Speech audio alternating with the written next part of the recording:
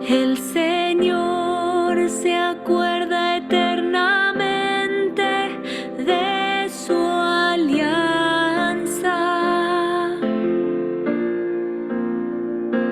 El Señor se acuerda eternamente de su alianza.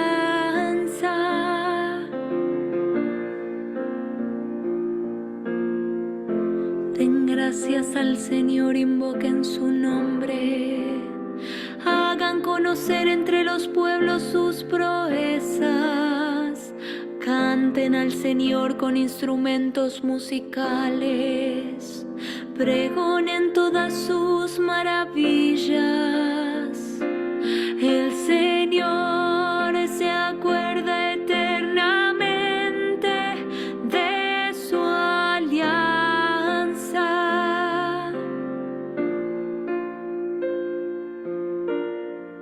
Glorien en su santo nombre. Alégrense los que buscan al Señor. Recurran al Señor y a su poder. Busquen constantemente su rostro. El Señor se acuerda eternamente de su alianza.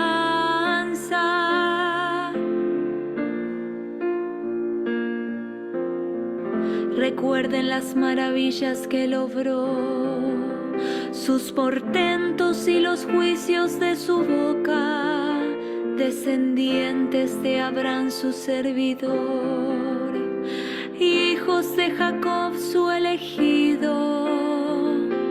El Señor se acuerda eternamente de su alianza.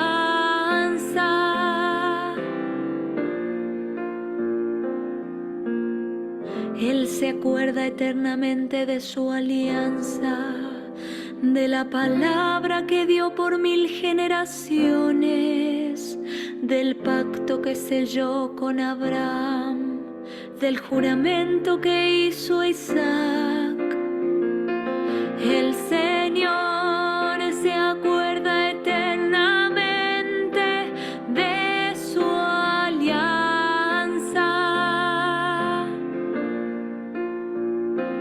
El Señor se acuerda eternamente de su alianza.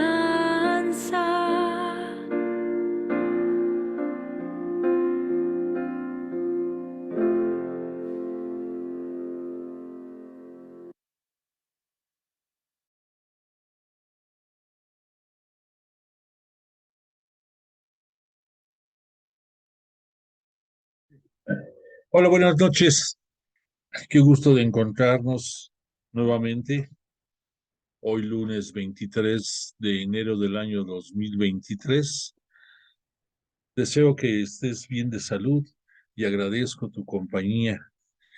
Y junto contigo, antes de empezar nuestra oración, le pedimos a Jesús, nuestro Maestro y Señor, que nos envíe Espíritu Santo y que permanezca entre nosotros siempre, pero especialmente cuando estamos estudiando su palabra, para que nos abra el oído, el corazón, la inteligencia, para aplicar toda su sabiduría.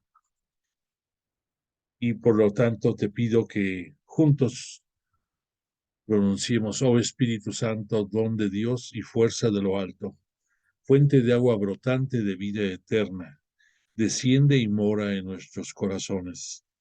Haznos verdaderos adoradores del Padre. Condúcenos a la plenitud de la verdad y transfórmanos en testigos de Jesús para llevar su nombre hasta los confines de la tierra. Amén. Gloria al Padre, al Hijo y al Espíritu Santo, como era en el principio, ahora y siempre, por los siglos de los siglos. Amén.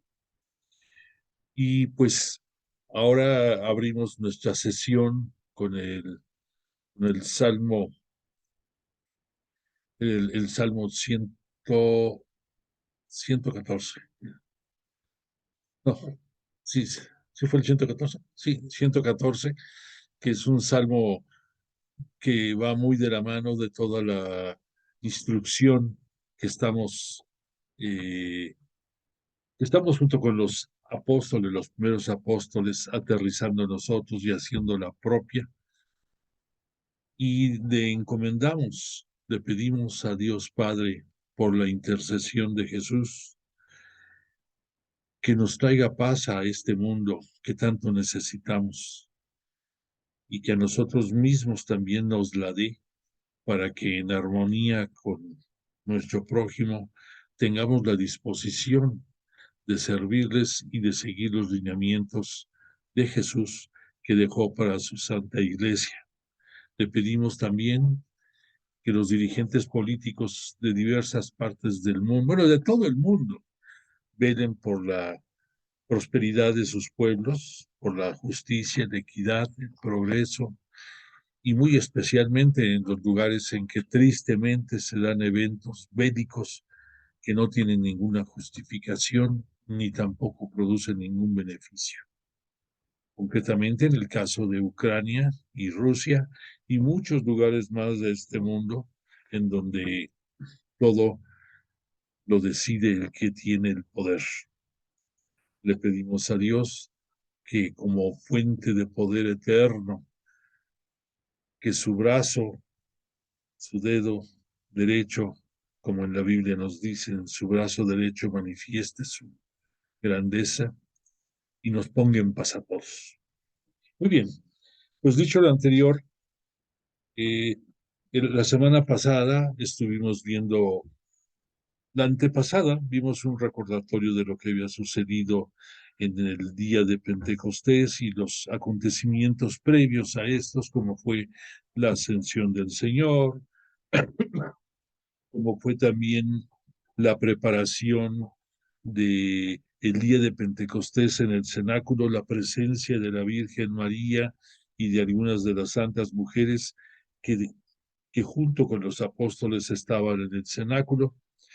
Vimos, agregado también a reflexiones de la clase anterior, de la pasada semana, que no solamente estaban los apóstoles ese día de Pentecostés, sino que era un grupo de 120 discípulos y que hacíamos mención que era una reunión perfecta porque era 3 veces, que es la perfección, el número 40, que es el que nos habla de los tiempos del Señor. Hacíamos referencia a que esos 40, el término de 40 se da en momentos importantísimos de la historia de la salvación, que por cierto, si tú ubicas la historia de la salvación, es una forma de expresar que así como Dios Padre junto con Jesús y el Espíritu Santo participan en la creación del universo y del mundo, de nuestro planeta, en muchos momentos ese número 40 ha sido significado de la presencia divina. Y lo vemos en algunas ocasiones como años, y ahí lo podemos identificar como el tiempo que tardaron los judíos en llegar a la tierra prometida. Y también tenemos otros sinónimos, otros no sinónimos, otras aplicaciones del 40 a días también. Recordemos que en la época de Noé, cuando fue el diluvio, fueron 40 días los que estuvieron eh, lloviendo intensamente, pero y después vino los tiempos nuevos y también identificábamos el 40 como el tiempo que Moisés estuvo en el monte Sinaí para recoger las tablas de la ley y bajar con ellas y tristemente encontrarse con que el pueblo eh, había perdido la esperanza de ver a Moisés y del Señor mismo, y por lo tanto se refleja también esto como que Dios Padre, como que Yahvé los mandó de castigo el que tardaran 40 años en llegar a la tierra prometida. Y a eso le agregamos los detalles de que Moisés, a pesar de que fue el que llevó al pueblo, no pudo entrar a la tierra prometida como consecuencia de la conducta del pueblo de Israel y porque pues así estaba dispuesto en los momentos de de la entrada a la tierra prometida. Bueno, y después vamos a volver a ver el número 40 reflejado en episodios como el tiempo que Jesús va a pasar en el desierto después de su bautismo en preparación de todo su plan mesiánico y la manera en que lo iba a desarrollar. 40 días son también los que después de su gloriosa resurrección pasan para que Él ascienda a los cielos y en nuestros tiempos se ha quedado ese término de 40 en muchos episodios, como los días previos a la Semana Santa, ese tiempo, y también 40 días cuando viene la época de Adviento. Comentamos la semana pasada que a veces nos confundimos porque de acuerdo al calendario litúrgico, los días en que empieza a celebrarse la preparación para la Navidad hasta llegar el día 25 de diciembre no son 40, pero te recordaba que dentro de nuestra religión, después de ese día 25 hay una octava de Navidad, que si tú lo sumas eso a los días previos, cuando vamos encendiendo nuestras velas de Adviento, entonces sí te dan los 40. Y además agregamos que tenemos que tener claridad de que en toda la iglesia cristiana puede haber fechas no coincidentes por muchas razones. Y te citábamos el caso de que dentro de la iglesia católica ortodoxa, la celebración de la Navidad es hasta el día 7 de enero. Nada tiene que ver, eso sí, esto con el nuevo año chino que se acaba de celebrar o se están celebrando las fiestas. Eso sí no tiene nada que ver, nada que ver con la religión, nada que ver con la liturgia. Eso se le cuece aparte.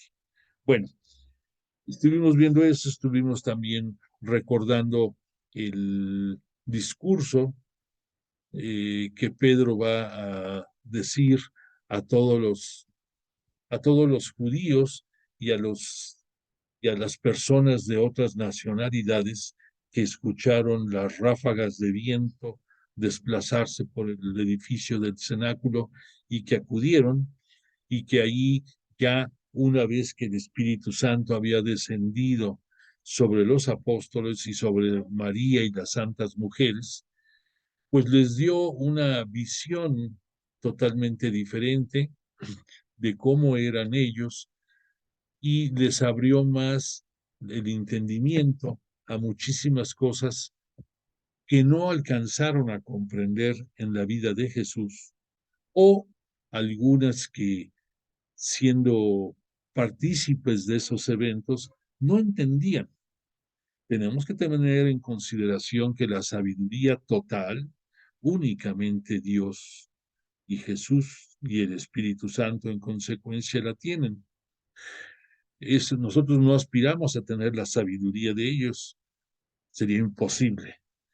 Lo sería el expresarnos de una manera soberbia y nos mostraría nuestro poco entendimiento y debemos no de conformarnos, tenemos siempre que aspirar a estar mejor preparados, pero tener la humildad de reconocer siempre la grandeza de Dios, la grandeza de Jesús y la grandeza del Espíritu Santo. Vamos a, en el día de hoy, acabar de reforzar algunos conceptos de corte un poco escatológico, de corte también cristológico.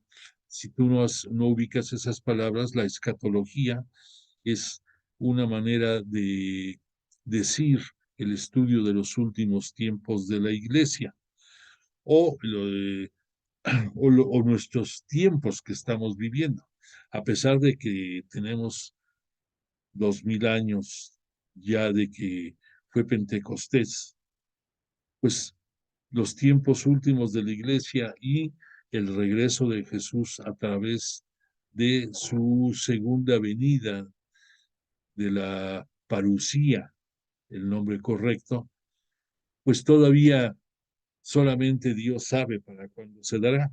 Esto te lo comento por un lado porque pues nosotros, por haber nacido tanto tiempo después de que se dieron estos acontecimientos, pues sabemos que así son las cosas, pero muchos de los primeros cristianos y algunos evangelizadores, algunos de los mismos apóstoles, algunos de los discípulos de Jesús que tomaron la tarea de ir llevando su palabra a otras tierras, ellos mismos se referían a esta segunda venida de Jesús que era próxima, que estaba por darse.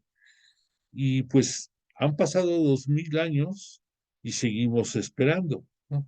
Nuestra esperanza es la misma. Sin embargo, esta es una prueba pues contundente de que los tiempos de Dios, que los tiempos de Jesús, nada tienen que ver con nuestros tiempos, con la medición que nosotros hacemos de los tiempos.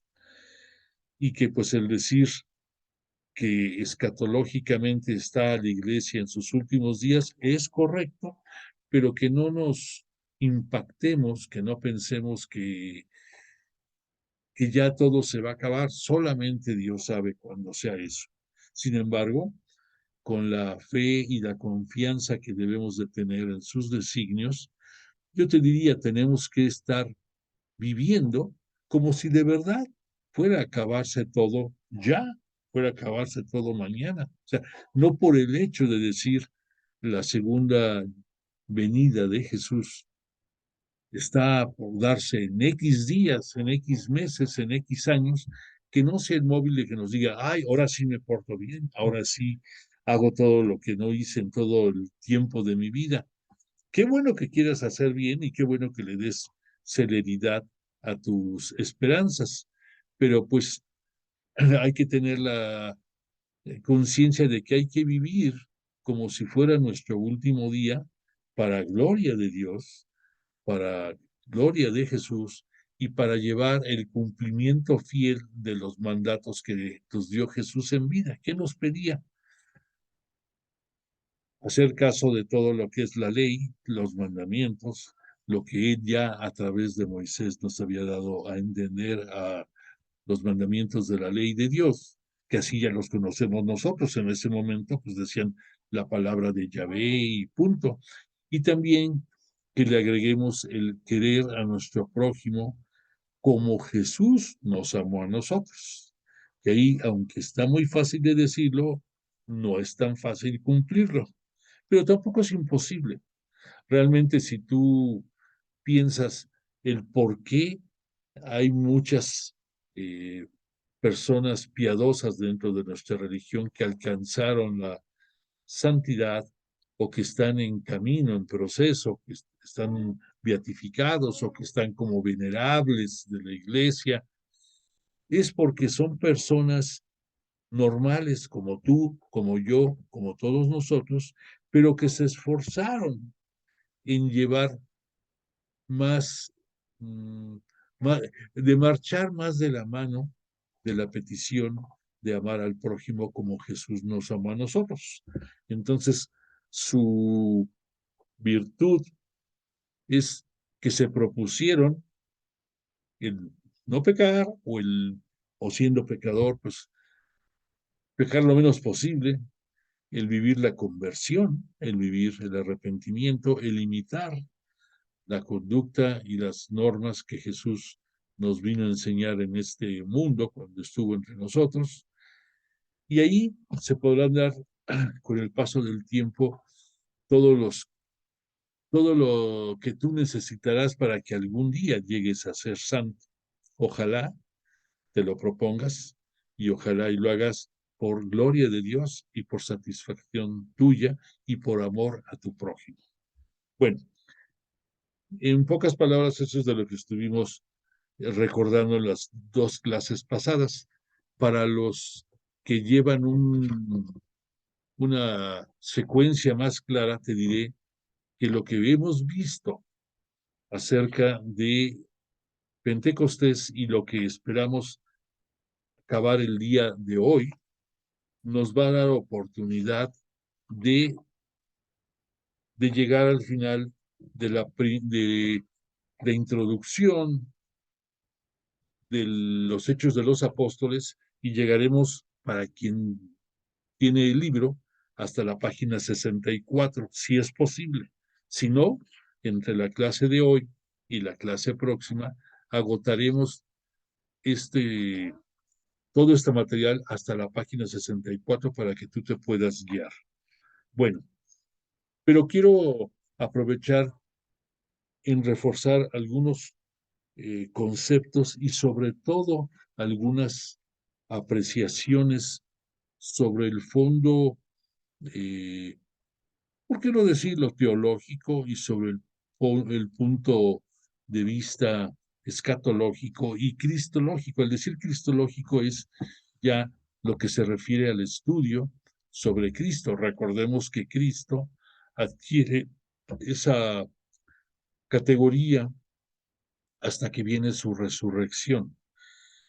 No sé, y es exaltado a la diestra de Dios Padre y recibe de nueva cuenta Espíritu Santo que Él a través de su Padre lo envió el día de Pentecostés.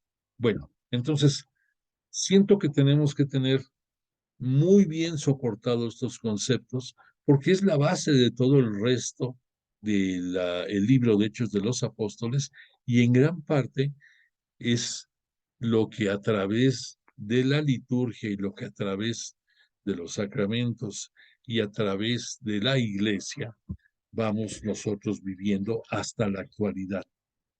En el libro de Hechos de los Apóstoles es, es una manera muy particular de que entendamos que lo que se dio para que vivieran los apóstoles sigue siendo válido, sigue siendo de actualidad, pero pero que muchas veces pensamos que son cosas que sucedieron y que se quedaron nada más de vista histórico. Y no es así.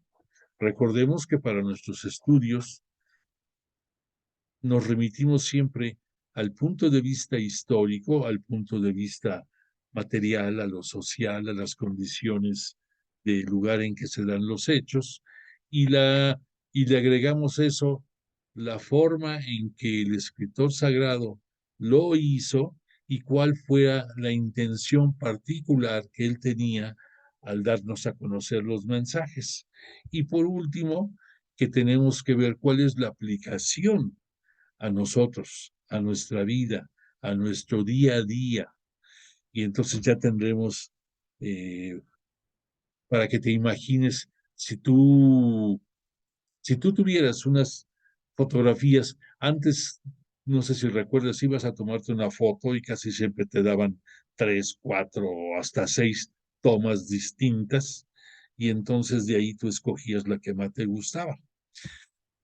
Pero en cierta forma que lo que los evangelistas expresan muchas veces corresponden a esa faceta, a una foto. Y entonces habrá quien quiere resaltar determinadas cualidades o características de Jesús, habrá quien quiera el resaltar mucho la figura de Pedro y su control del colegio apostólico, o hablando de la vida de Jesús, de los evangelios, pues lo que cada uno quiso resaltar, así como Marcos quiso resaltar la necesidad de una fe urgentemente porque eran asediados por las persecuciones romanas, pues en el caso de Lucas, él se va por ensalzar las características de piedad de todo lo que engloba la presencia de Jesús y todo lo que vino a hacer aquí en este mundo. Concretamente, el llevar la salvación a todos, el ensalzar a las mujeres, el incluirnos a todos en su plan de salvación, Eso Lucas es quien lo ve de esta forma. Y Juan, pues se fue mucho por conceptos teológicos, en fin. Pero tú imagínate que cada uno fue tomando una foto distinta, pero el personaje es el mismo. El personaje es Jesús y lo que en vida realizó y después de su ascensión, lo que él a través del Espíritu Santo hace que suceda en los apóstoles. Fíjate que una manera en que tú puedes resumir estas acciones es una manera sencilla, pero que espero te explique con mayor claridad. La plenitud de los tiempos vino dado como la parte culminante de la historia de la salvación. La historia de la salvación comenzó con el momento mismo de la creación del universo. Desde ahí todo estaba previsto. Por eso tanto Dios como Jesús y el Espíritu Santo tienen la característica de preexistencia. Antes de que se hiciera la creación del mundo, ellos ya existían, ellos fueron los que crearon todo, que en los textos del Génesis, que es el libro dentro de la Biblia que nos habla de los principios del universo y del mundo, no lo cita con esas palabras exactas, pero ahí está prefigurado muchas cosas. Y te recordábamos que desde el primer capítulo del Génesis, ahí mencionan que sobre la faz de la tierra, sobre las aguas, estaba el Espíritu de Dios, el Espíritu.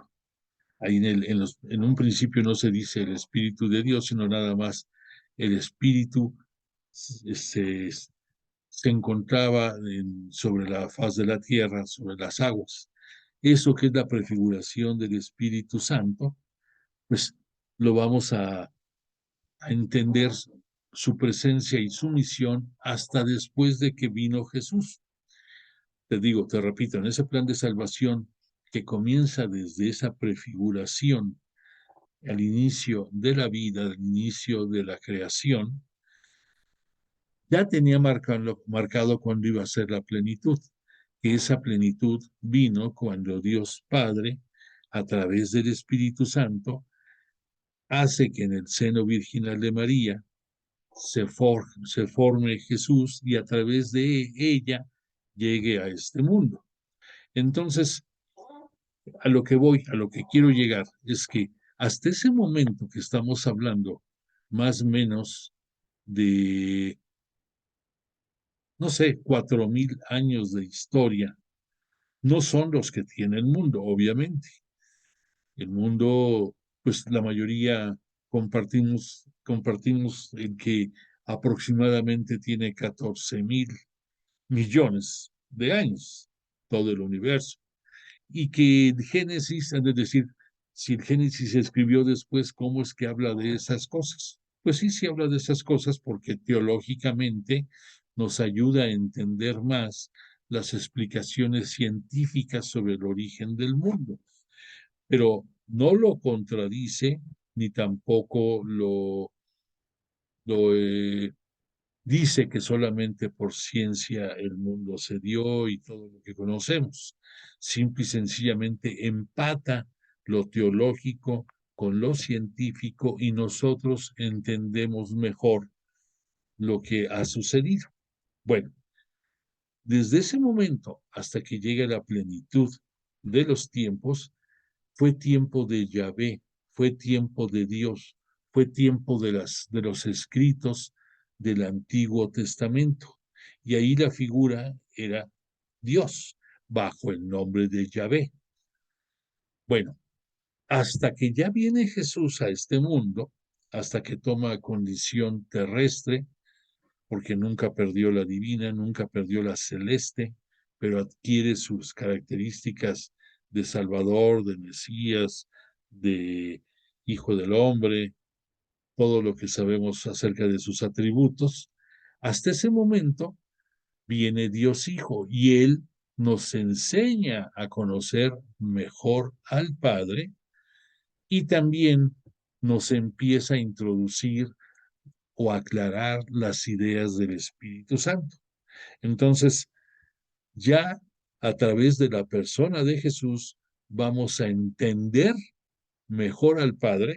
No lo vamos a ver porque nadie lo ha visto, pero a través de la acción de vida de Jesús vamos a entender mejor los designios divinos.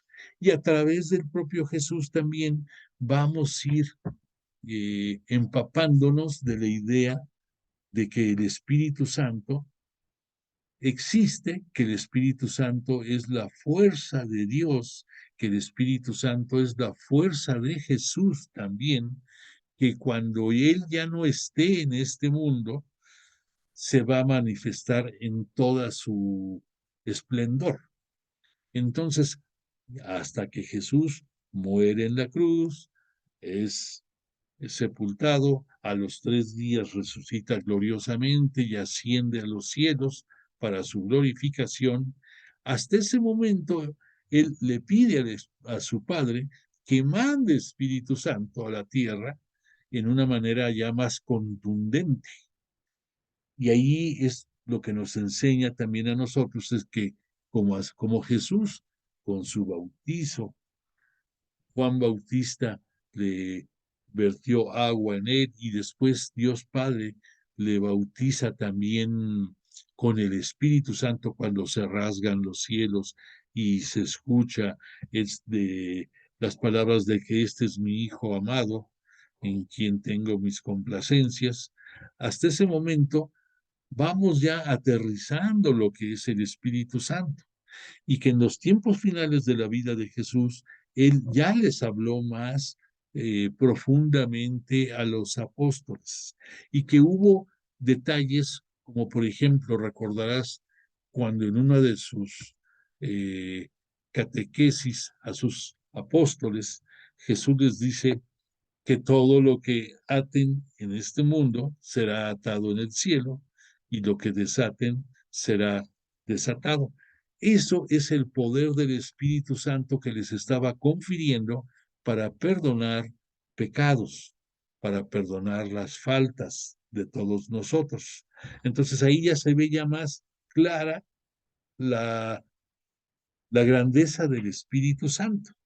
Pero ya hasta que Jesús se quedó en los cielos y que ya no regresará sino hasta el día de la parucía, hasta la segunda venida de Cristo, no vamos a conocer ninguna palabra de Dios o ninguna palabra de Jesús que no sea sino a través del Espíritu Santo.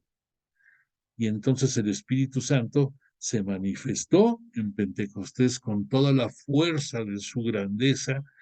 Y nosotros, tú, yo, todos los cristianos, lo recibimos cuando somos bautizados.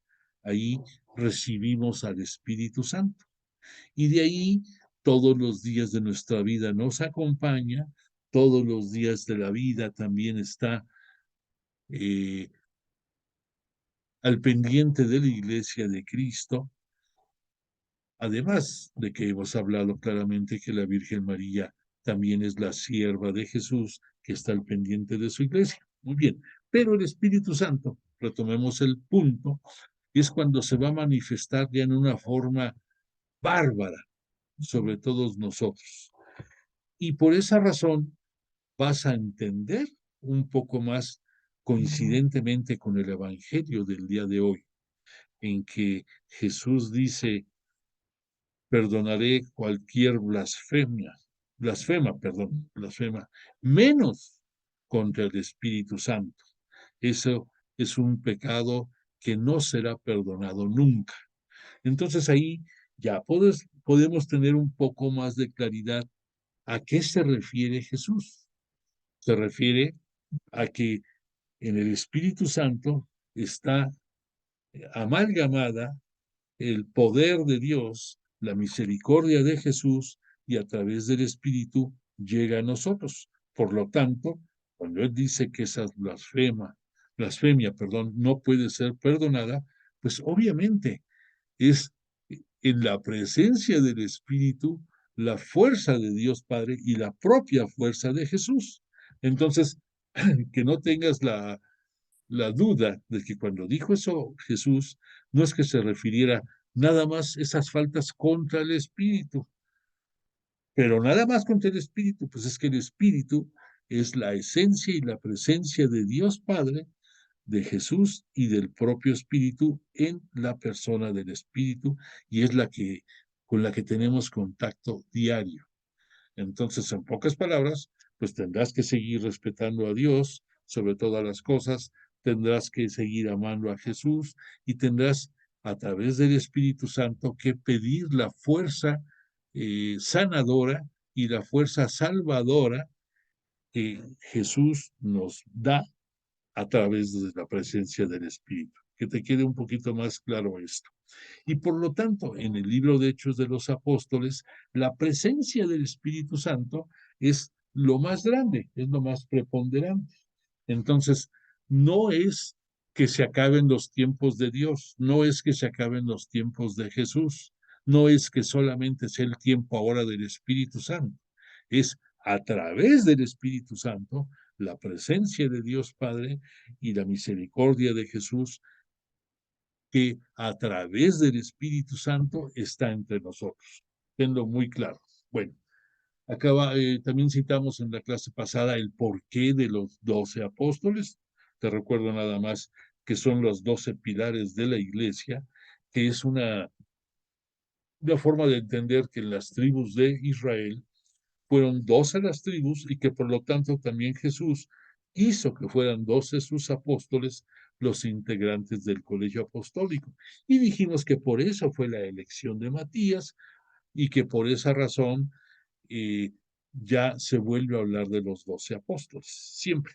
Pero que en la figura de Pedro está la autoridad que rige a la iglesia desde sus inicios, y yo te diría desde antes de sus inicios, porque antes de Pentecostés ya eh, tenían respeto por el propio Pedro, pero esto quedó obviamente quedó establecido perfectamente a partir de Pentecostés. Y por esa razón que los primeros discursos que hay en el día de Pentecostés y donde se logró la conversión en ese propio día de 3,000 personas, fue por el discurso que este Pedro dirigió.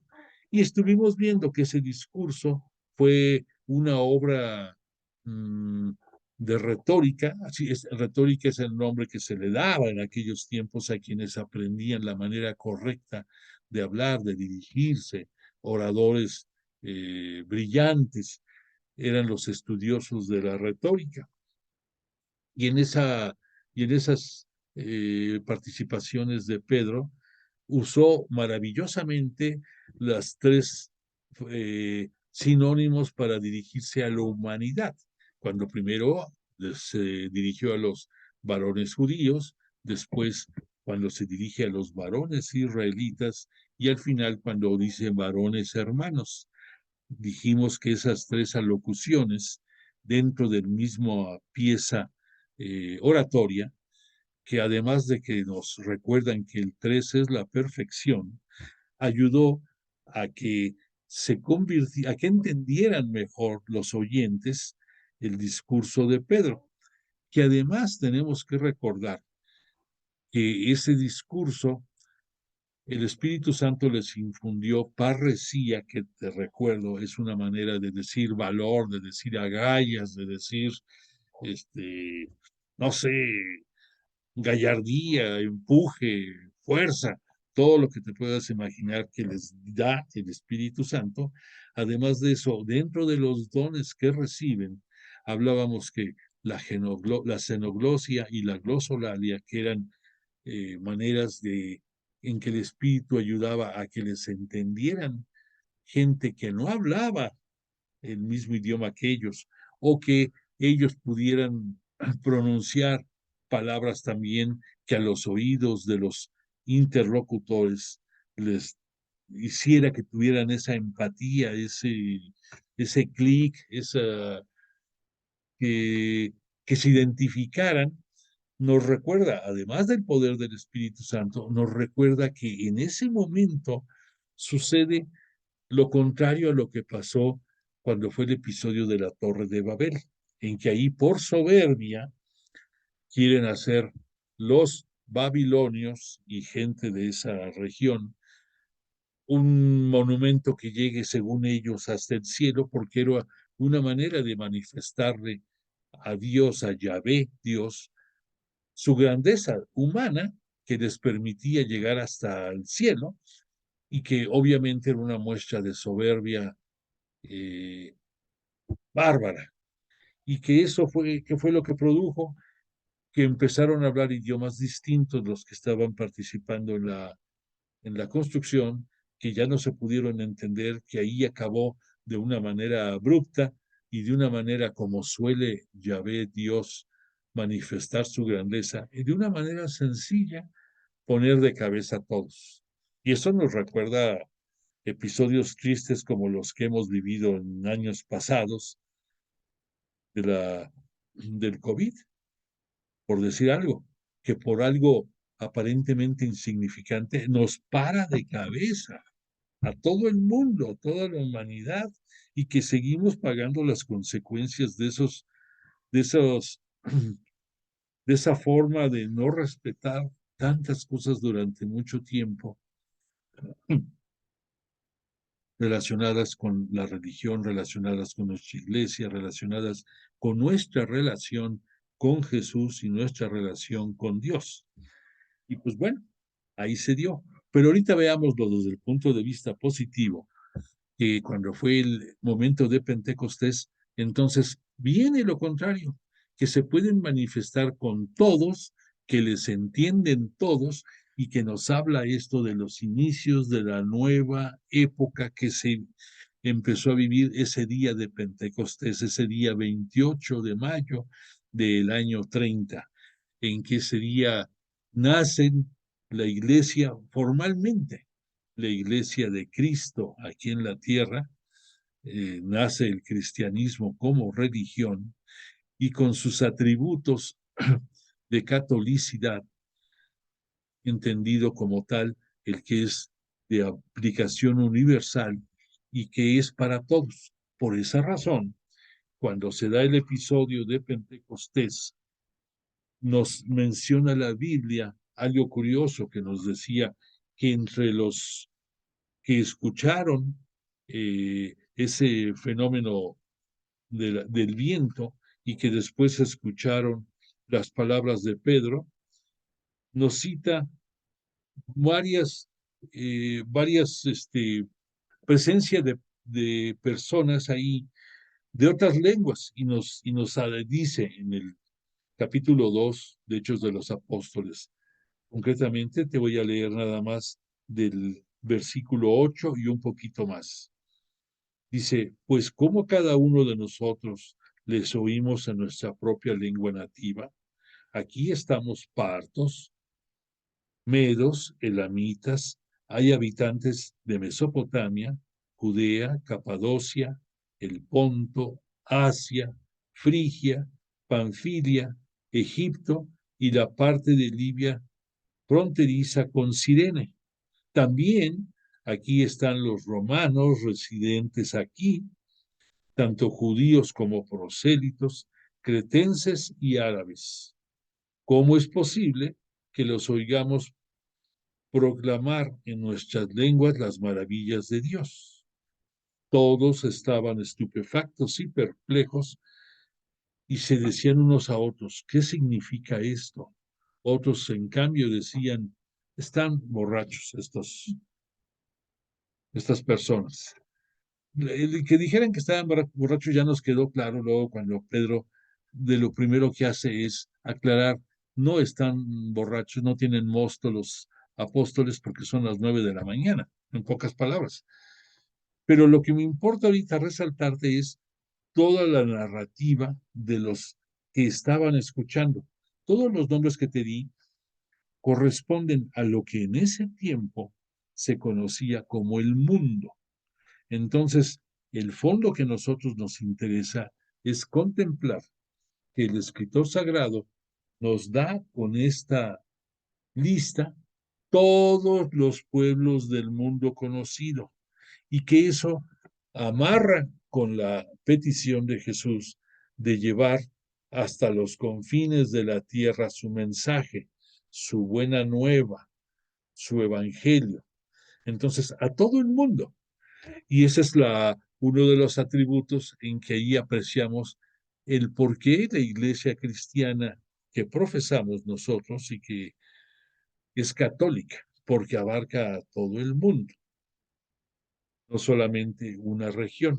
Bueno, entonces, para que estemos aterrizando la importancia del mensaje. Después, otra cosa muy importante es que este Pedro, al dirigirse a todos los habitantes del mundo, nos da también la claridad de que él es el vicario de Cristo.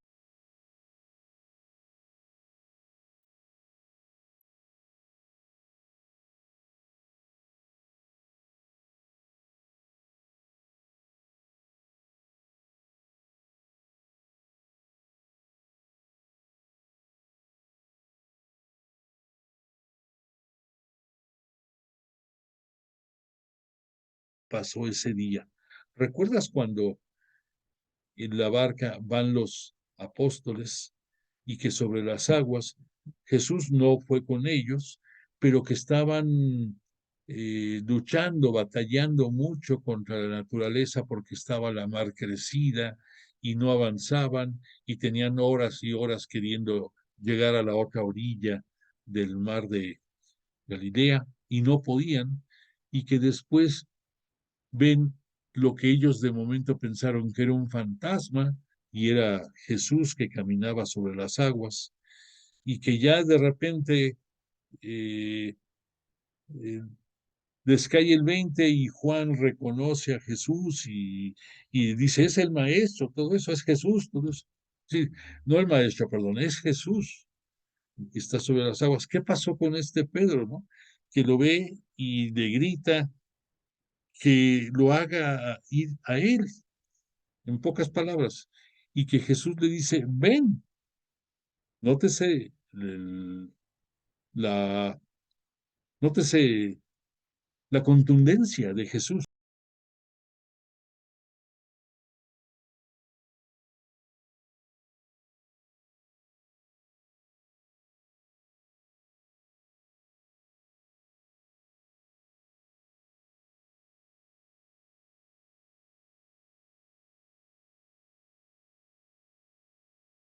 Jesús a Pedro, ven, o sea que algo similar.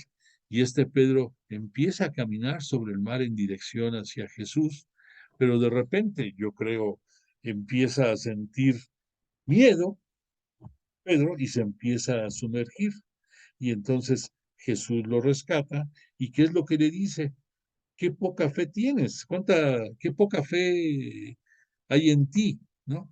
Y ahí esto lo estoy comentando porque ahí está la prefiguración, una de las prefiguraciones más claras de Jesús con relación a su iglesia y con relación a la primacía de Pedro. En primer lugar, que le dice, ven y vas a hacer lo que yo estoy haciendo. En segundo lugar, que reconoce que si no pudo llegar hasta Jesús es por el miedo que le dio, fue por la falta de fe. Y sin embargo, lo rescata, lo saca adelante. ¿Qué te dice eso con relación a la iglesia? La iglesia que es la barca en la que están todos los apóstoles y pues que Pedro pasa este episodio.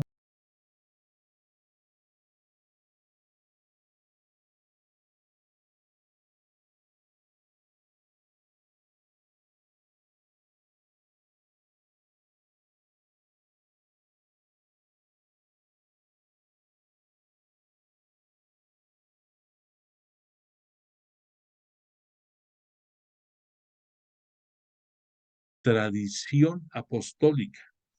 Recordemos nada más que hay dos grandes fuentes de conocimiento sobre la iglesia. Uno, la tradición, que es el paso oral de muchos conocimientos, de muchos episodios, de muchas enseñanzas que los apóstoles van dando a las siguientes generaciones y hasta que quedó por escrito esas enseñanzas, no, no se le conoce de otra forma más que tradición, y que las tradiciones orales en muchas otras cosas más las vivimos e indebidamente pensamos o muchos piensan que son eh, forjadores de fe. Sí lo son, pero no es la fe sobre la que se sostiene la religión. Esto lo estoy diciendo ya pensando para que no confundamos las tradiciones orales de las enseñanzas de los apóstoles con las tradiciones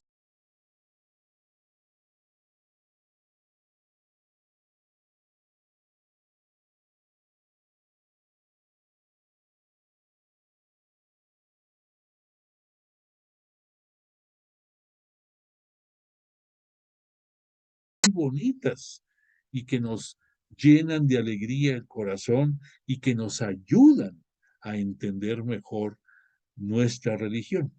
Pero tengamos claridad de que las tradiciones no es lo que sustenta nuestra fe actual. Las tradiciones es lo que reconocemos de las enseñanzas de los apóstoles en los primeros tiempos.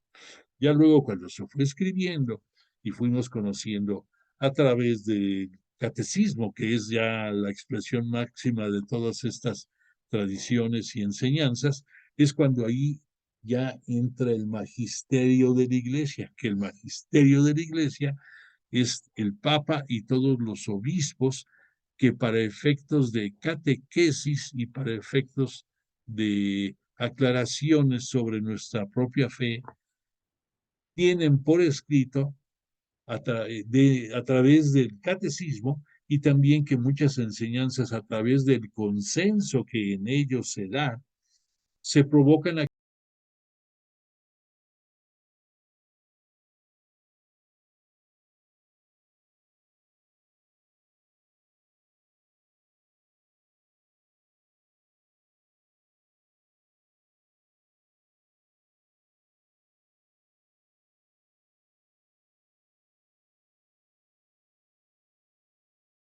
esta semana, el día 25, que es pasado mañana, el miércoles, se celebran dos grandes acontecimientos en la iglesia. Una, que se celebra la conversión de Pablo, la conversión cuando a través de las tradiciones, ahí también fuimos conociendo, Pablo, eh, Jesús se le aparece, él, según nos cuentan las tradiciones, cae del caballo, que nunca supimos en realidad, y más del caballo, claro, Pablo como era soldado romano, pues ellos usaban caballos, por lo cual es lógico que anduviera en caballo y que queda con una ceguera por varios días que le impide el poder entender bien y que entonces Jesús le da su mensaje. Total, la conversión de Pablo, que le vamos a ver más adelante en el propio Hecho de los Apóstoles, pero junto con esta fecha, también la iglesia celebra la intención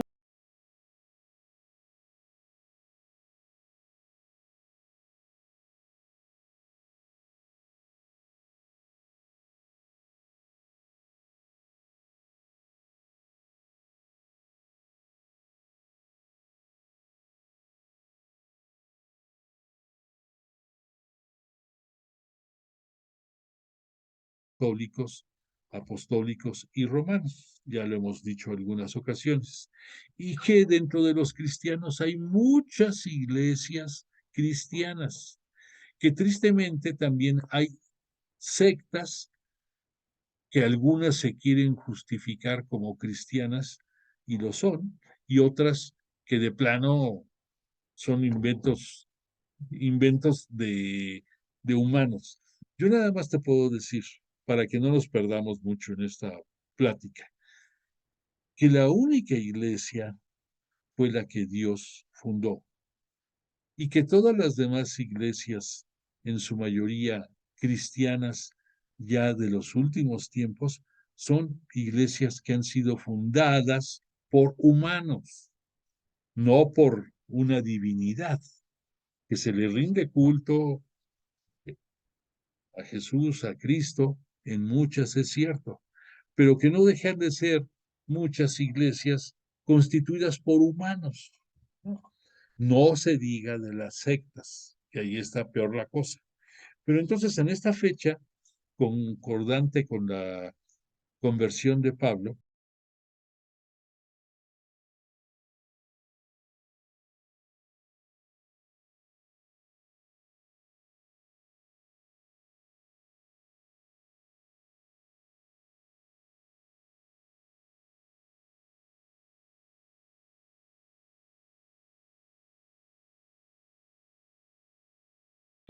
que nos separan y que tristemente le damos más importancia a eso, a lo que nos separa, no tanto a lo que nos une, y es lo que impide que podamos tener más conectividad y que podamos vivir más profundamente el que seamos cristianos. Entonces te lo comento esto como algo aparte que sucedió gracias a estos eventos, tanto de Jesús como del envío a través del Espíritu Santo ese día de Pentecostés.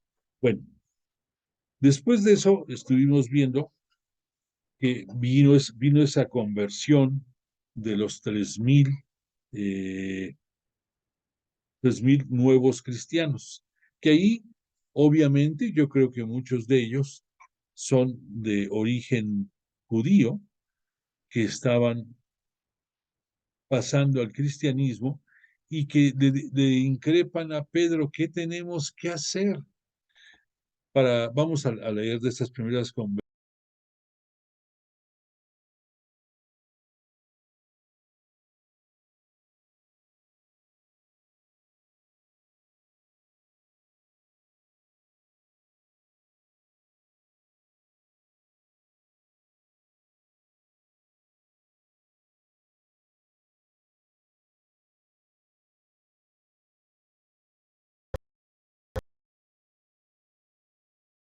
Uno de vosotros se haga bautizar en el nombre de Jesucristo para perdón de nuestros pecados y para que recibáis el don del Espíritu Santo. Me detengo aquí. Pedro les está pidiendo en primer lugar que se conviertan. El convertirse ya lo habíamos visto prefigurado con Juan Bautista, que es un bautizo distinto a los que se celebraban en muchas partes judías, que ahí había abluciones, que había purificaciones de diversos tipos, pero además de eso, no había un bautismo de conversión, no existía un bautismo entre los judíos. Entre los judíos, pues era el ritual de la circuncisión y punto. Pero nada más entre los puros varones judíos. Y aquí Juan Bautista empieza a introducir el bautismo de conversión como un bautismo intermedio entre lo que era el bautismo judío y lo que ahora va a ser el bautismo cristiano.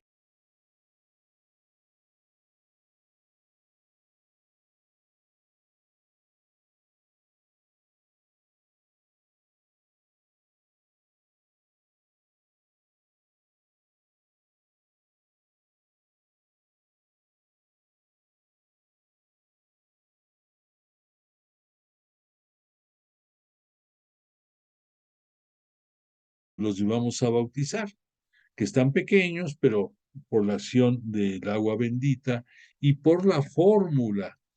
Ahora se dice, yo te bautizo en el nombre del Padre, del Hijo y del Espíritu Santo, de las tres personas de la Trinidad. Pero aquí, en aquellos tiempos, quedó lo mismo, pero en dos episodios, ¿no? Uno, cuando Pedro les dice que se conviertan y que se bauticen en el nombre de Jesucristo. Punto. Para perdón de vuestros pecados y para que recibáis el don del Espíritu Santo.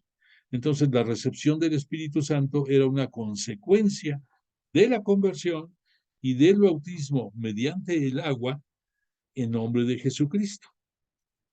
Entonces, ok, ya Pedro dice, y para que recibas los dones del Espíritu Santo, mismos que ahorita nuestros hijos o nuestros pequeños que llevamos a bautizar reciben, y aunque no tienen ellos la claridad ni la conciencia de lo que está sucediendo,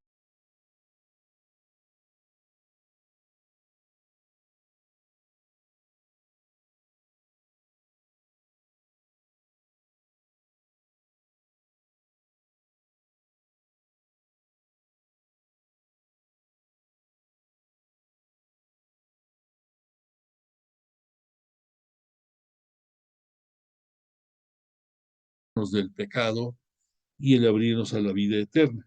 Pero entonces esto, ya con el paso del tiempo, se va a hacer una sola fórmula.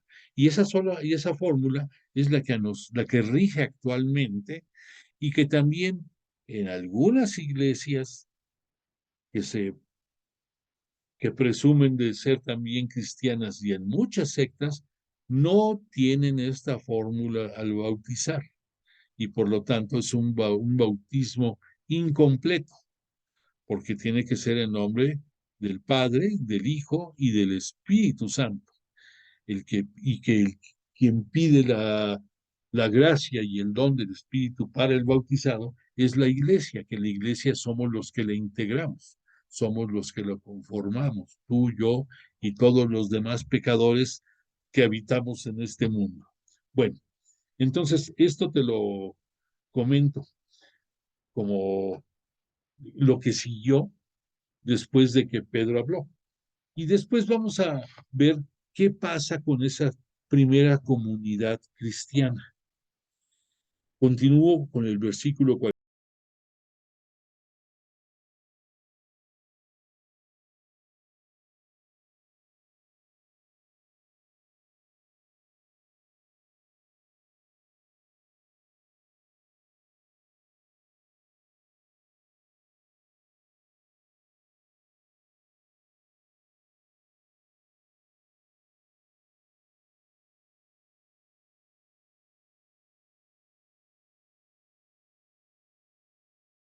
Estaba en proceso varios de los evangelios, no había un canon, obviamente, que reglamentara los libros que pertenecían a la Biblia.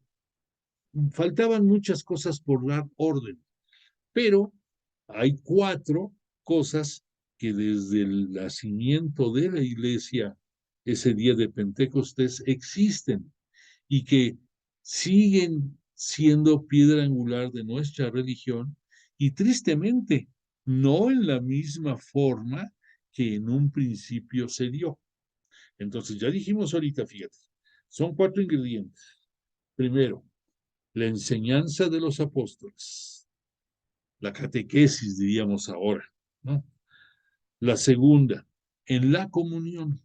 Al decir en la comunión, no pensemos en recibir la Eucaristía, sino en la forma de la manera de decir que todo era común, que era una comunidad.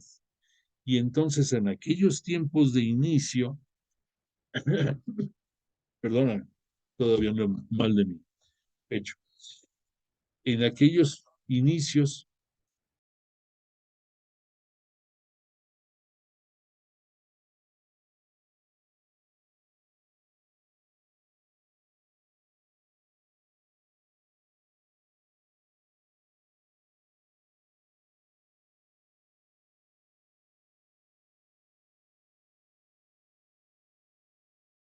tú tenías una propiedad. La mayoría, por no decir todos, de los integrantes de las primeras comunidades cristianas católicas lo vendían y el producto de la venta de lo que tenían se volvía común, se volvía de la comunidad, se volvía como una fuente de bienestar para todos. Y entonces eso es lo que debemos de entender por comunión en los inicios de la iglesia. Yo que tristemente no es así. Ahorita yo te diría, alguno de nosotros se nos ha ocurrido decir, voy a vender lo que tengo y todo el dinero que yo tengo lo voy a llevar al templo para que ahí atiendan las necesidades de los más desfavorecidos, ellos que conocen quienes requieren apoyo, quienes necesitan recursos. ¿Tú has visto que alguien haga eso actualmente? No, nos duele. Muchas veces ya no digas cumplir ni siquiera con el diezmo, sino hasta dar una simple cooperación en las colectas.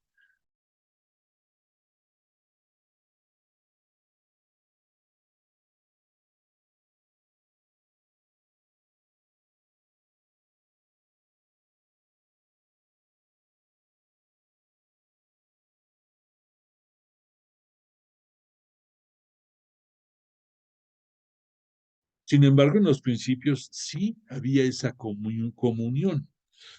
El tercer ingrediente dice en la fracción del pan, que la fracción del pan es lo que ahora para nosotros es la Eucaristía. En sus primeros inicios no era el que se partiera el pan como ahorita vemos que el sacerdote consagra la hostia, consagra el vino y que de ahí después comulgamos.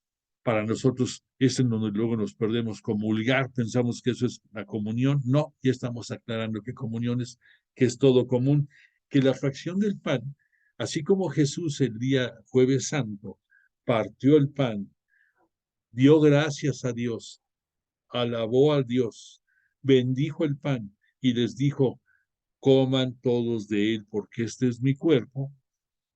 Actualmente así lo apreciamos y lo vivimos en cada Eucaristía, pero que en un principio la fracción del pan era el compartir los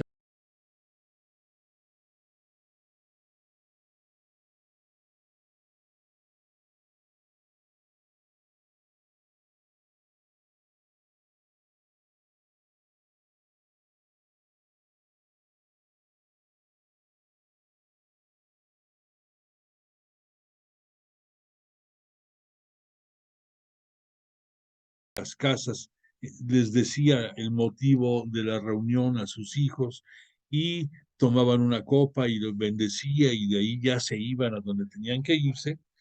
Es una prefiguración de lo que después los cristianos hacían, de que se reunían o en el templo o en casa de algunos de los miembros de la comunidad. Va a ser mucho más común de lo que tú te imaginas que no sea en el templo, porque recordemos que el templo de Jerusalén en el año 70 va a desaparecer. Entonces, y que en el templo compartían espacio tanto judíos como cristianos, que es más que hasta en las sinagogas también los nuevos cristianos, muchos seguían acudiendo a la sinagoga y que pensaban en un principio que tenían que ser judíos para después ser cristianos. En fin, cosas difíciles para los inicios de nuestra iglesia, pero entendibles. Y por esa razón, la mayoría de las reuniones de los primeros cristianos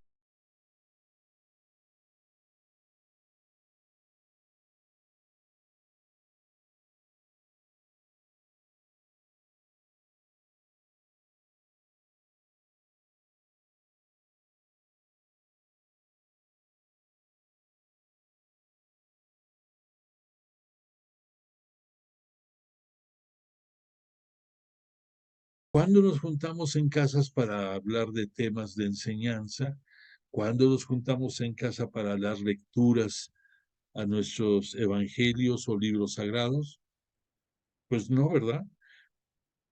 Son cosas que hemos perdido y que nos daban una identidad precisa y única, muy particular, del cristianismo y de la Iglesia Católica. Bueno, el último ingrediente, las oraciones. Las oraciones, pues recordemos que había muchas oraciones, no como las que conocemos ahorita, que son muy jaculatorias o invocaciones o fórmulas ya que tenemos en nuestro conocimiento. En aquellos tiempos recordemos que solamente Jesús nos enseñó a orar con el Padre Nuestro, pero solamente eso.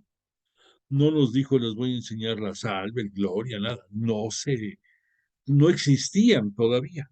Y que las oraciones eran una forma de ponerte en comunicación con Yahvé para adorarle, para agradecerle, para, para darle gloria, para pedir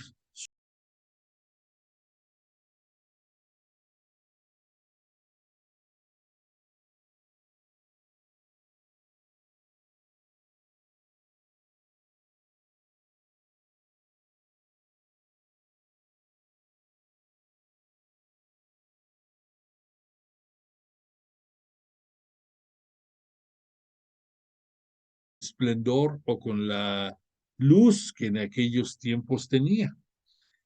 Pero esto, pues fue lo que dio base a una iglesia fuerte. Y recordemos también, citando el Evangelio del día de hoy, en que a Jesús le decían, fíjate qué horror, los escribas y fariseos, sobre todo escribas, obviamente que los escribas pertenecían la mayoría al grupo de los fariseos, le decían que Jesús hacía obras de expulsión del mal y del Satanás por el propio Satanás. Imagínate, y que Jesús, con toda la sabiduría y con toda la autoridad, les dice, es que esto no es así. No puede el mal ampararse en el mal para terminar con él. Y que además dentro de la plática que les dice a estos judíos,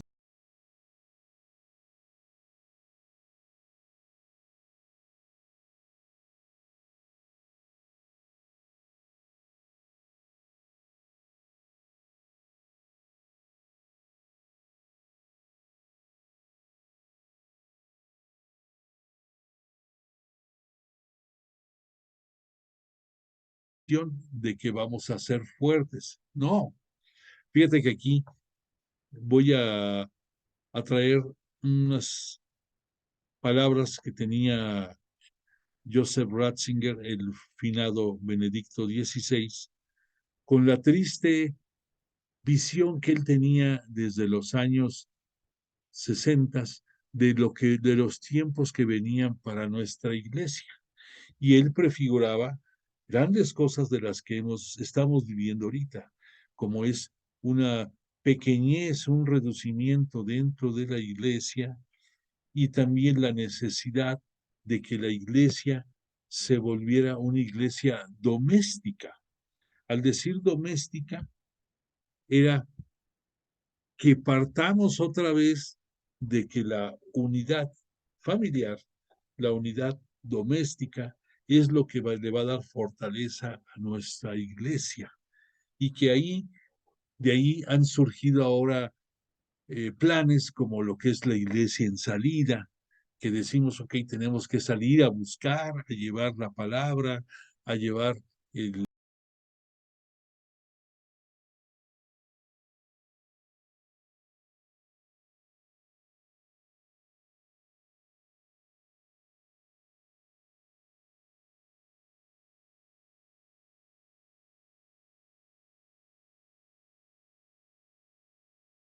¿Por qué?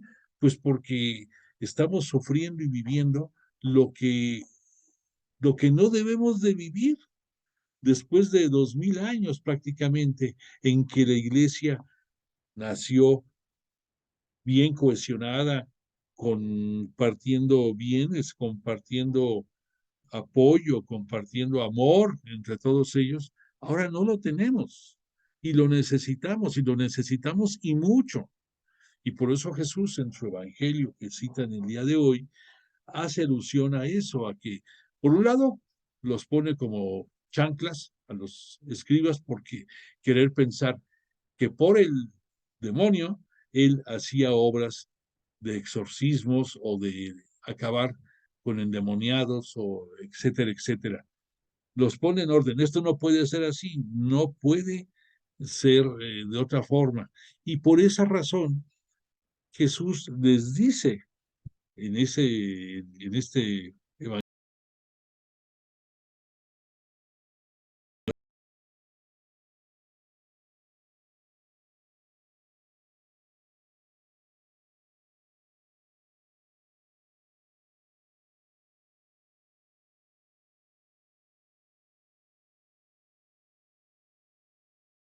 de Dios y la presencia de Jesús entre nosotros.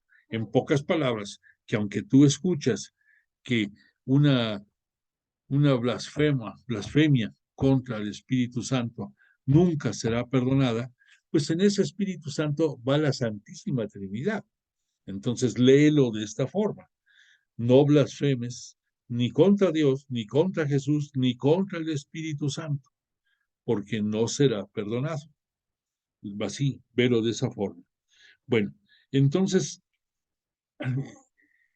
entonces ya vimos sobre, sobre qué bases está surgiendo la iglesia. Me remito al versículo 43 del propio capítulo 2 para que acabemos con esta idea. Pero el temor se apoderaba de todos, pues los apóstoles realizaban muchos prodigios y signos. Prodigios y signos es lo que conocemos nosotros como milagros. Jesús, al momento de conferirles que todo lo que aten y desaten será atado o desatado en el cielo, les da el poder del perdón de los pecados.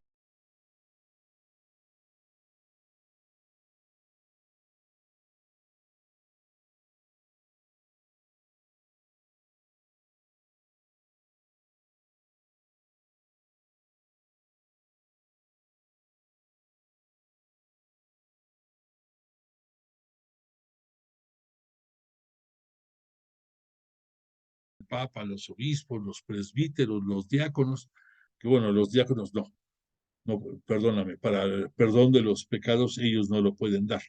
Los diáconos, solamente presbíteros, obispos y el propio Papa. Y hay muchos títulos intermedios, pero que son de otra índole, que tú has oído que Monseñor y que Cardenal, todos ellos son obispos a fin de cuentas, y ellos tienen el poder de parte de Dios de perdonar los pecados, así como también en estos actos de los principios de la historia de la iglesia, además, dentro de los apóstoles nació, está la prefiguración de lo que es el orden sacerdotal a través de la imposición de las manos. Pedro y los apóstoles, cuando enviaban a alguien bajo para hacer alguna tarea específica,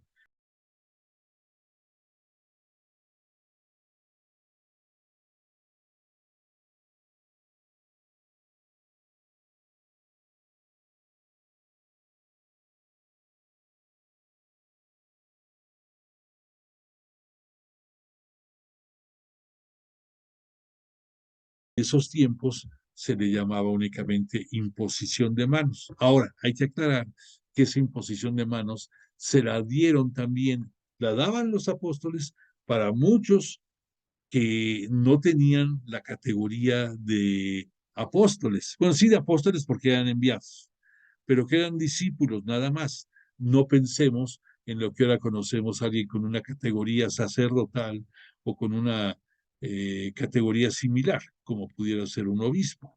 Aquí se refería a que le imponían las manos para que fuera a hacer el quehacer encomendado. Bueno, pero de ahí viene. Y esa potestad de los prodigios y signos viene de la mano con las potestades que Jesús les dio a sus apóstoles en un principio, que aquí lo vemos en estos versículos del capítulo 2. Continúo. Todos los creyentes estaban de acuerdo y tenían todo en común. ¿Eh? Subráyalo si tienes tu Biblia ahí, esa 4 palabritas. Tenían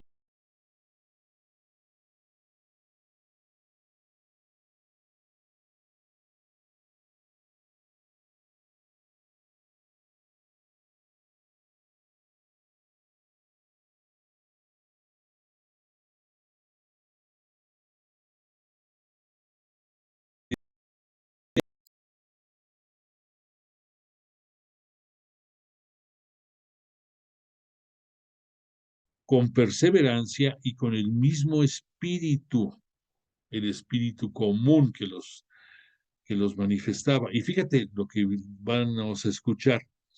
Partían el pan en las casas y tomaban el alimento con alegría y sencillez de corazón, alabando a Dios y gozando de la simpatía de todo el pueblo. Por lo demás, el Señor agregaba al grupo a los que día a día iban salvando.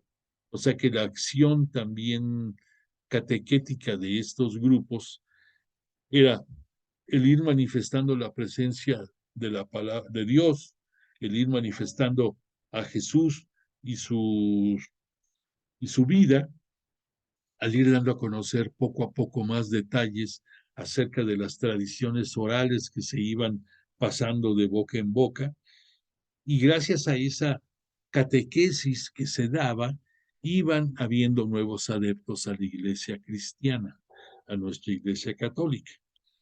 Pero no falta el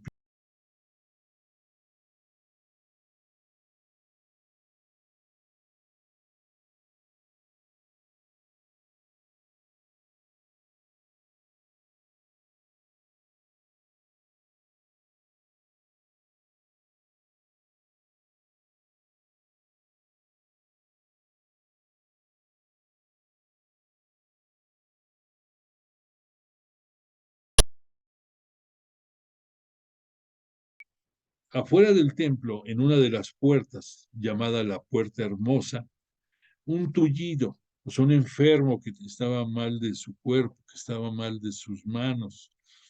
Al ver a Pedro y a Juan que iban a entrar en el templo, les pidió una limosna. Pedro, fijando en él la mirada, juntamente con Juan, o sea, lo estaban viendo bien al tullido, le dicen, míranos, al tullido, míranos. Él se quedó mirándolos fijamente, esperando recibir algo de ellos. Pedro le dijo, no tengo plata ni oro, pero lo que tengo te lo doy, en nombre de Jesucristo el Nazoreo. Echa a andar. Y tomándolo de la mano derecha, lo levantó. Al instante sus pies y tobillos cobraron fuerza del tullido, y de un salto se enderezó y se puso a andar. Entró con ellos en el templo andando, saltando y alabando a Dios. Toda la gente que vio cómo andaba empezó a alabar a Dios. Y al darse cuenta que era el mismo que pedía limosna sentado junto a la puerta hermosa del templo, se quedaron estupefactos y asombrados por lo que había sucedido.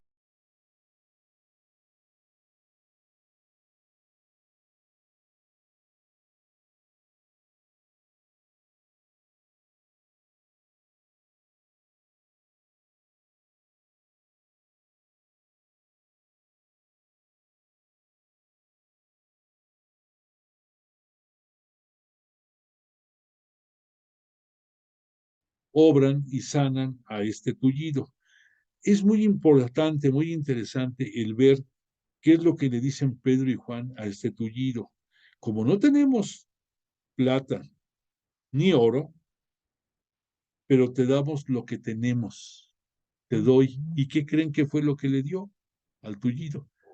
Fe, y por esa fe el tullido fue sanado, y por esa fe entró al templo gritando y alegre, por esa fe adquirida que en un instante le transmitieron Pedro y Juan a este enfermo.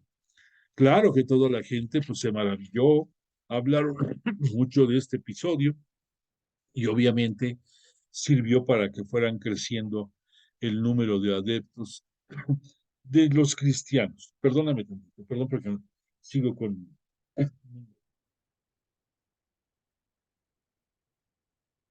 Disculpa. Muy bien, todo esto te lo comento nada más para que acabara.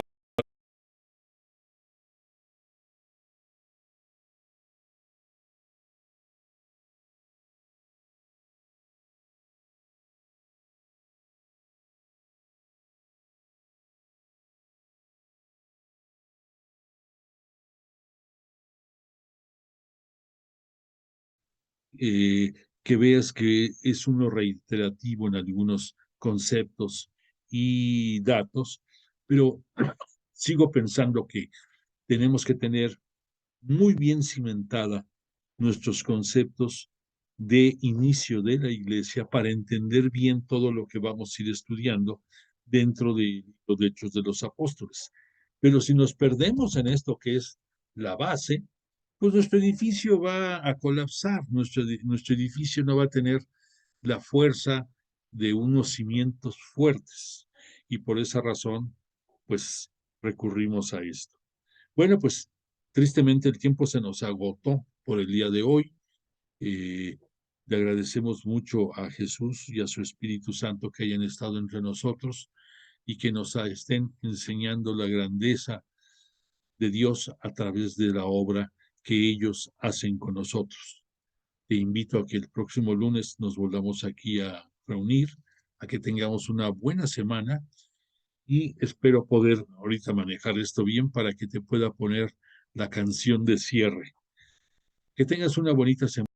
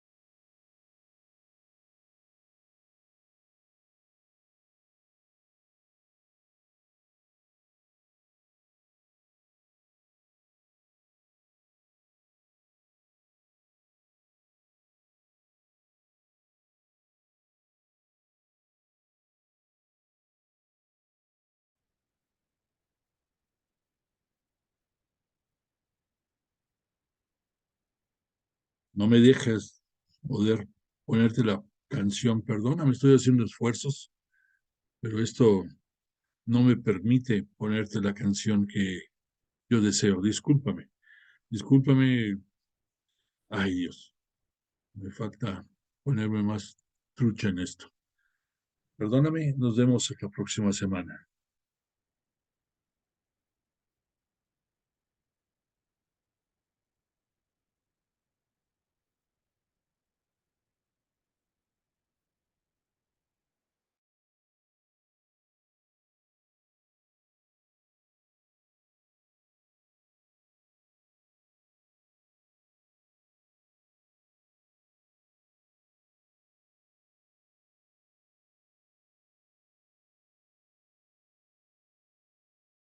Hombre desde el cielo,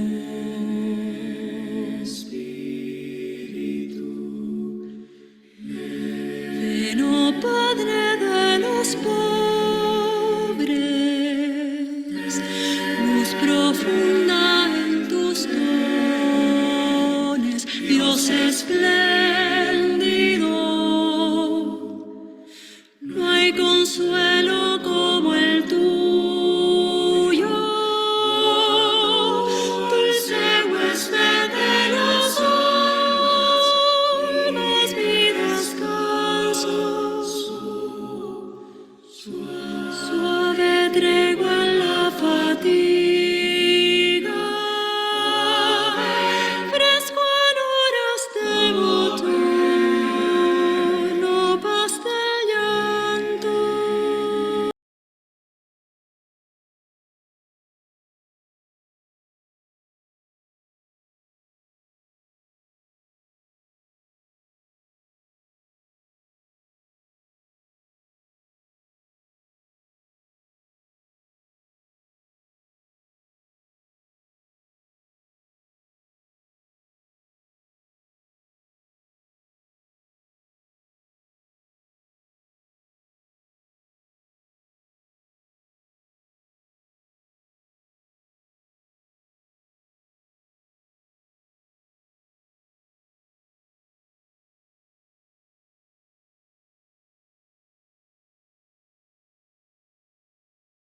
Tú nuestra sequía, ven y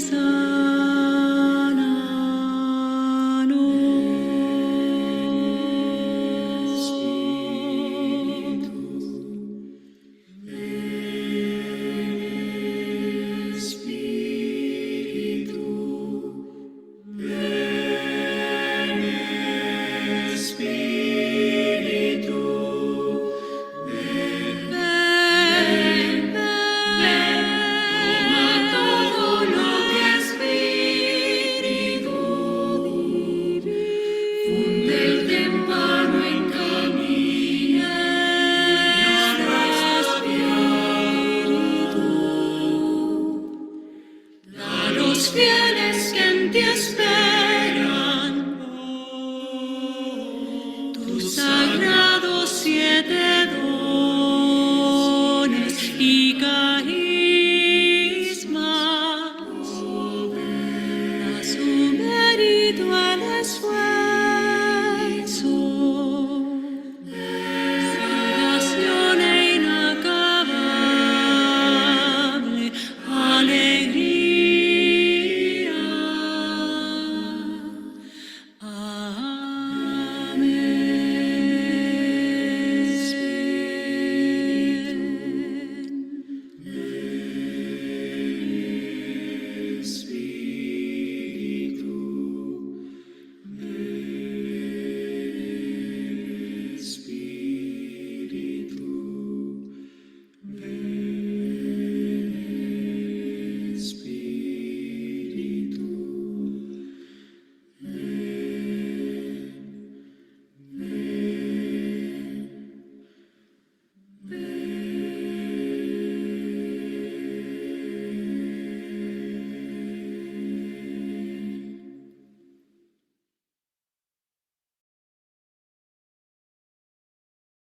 Si te gustó este video, suscríbete a nuestro canal y no olvides que puedes ayudarnos directamente a crear más videos en